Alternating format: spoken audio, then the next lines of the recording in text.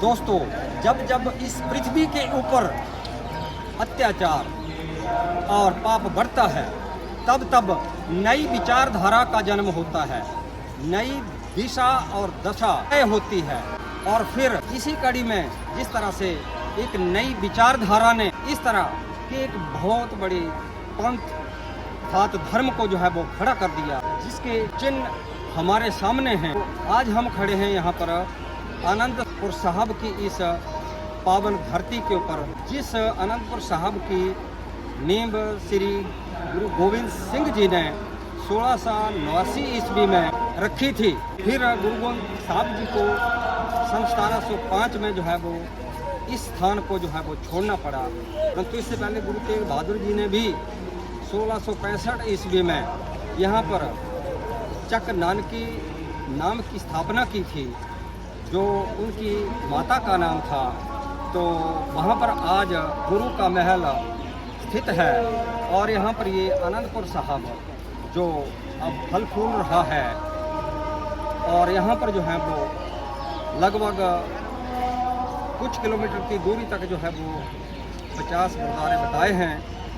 और भी कई जगह पर, जिस तरह से बिलासपुर ज़िले में यहाँ पर साथ में ही गुरु का लाहौर गुरुद्वारा स्थित है, उसके अतिरिक्त तारागढ़ है, और भी हिमाचल प्रदेश में जिस तरह से मणिकरण है वहाँ पर है, और भी कई गुरुद्वारे हैं। तो ये 10वें गुरु जी ने यहाँ पर इसकी नींव रखी थी, और प्रथम जो गुरु नानक साहब थे, उन्होंने अमृतसर की नींव रखी थी। और एक करतारपुर जो अब पाकिस्तान में है, और वहाँ पर एक बहुत बड़ा कॉरिडोर जो है वो बना हुआ है। तो अब हम इसके अतिरिक्त आपको जो है वो अन्य कुछ जो दर्शनीय स्थल हैं यहाँ पर, उनके भी दर्शन कराएंगे।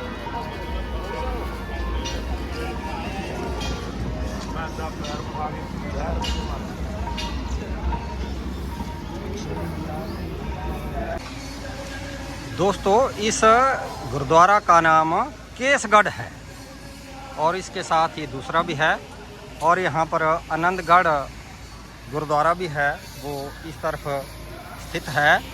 तो दोस्तों, इस गुरुद्वारे में चारों तरफ बहुत साफ़ सफाई है। यहाँ पर सब प्रकार की जो सुविधाएं हैं वो जुटाई गई हैं, जो एक धार्मिक स्थल में ज़रूरी होती हैं।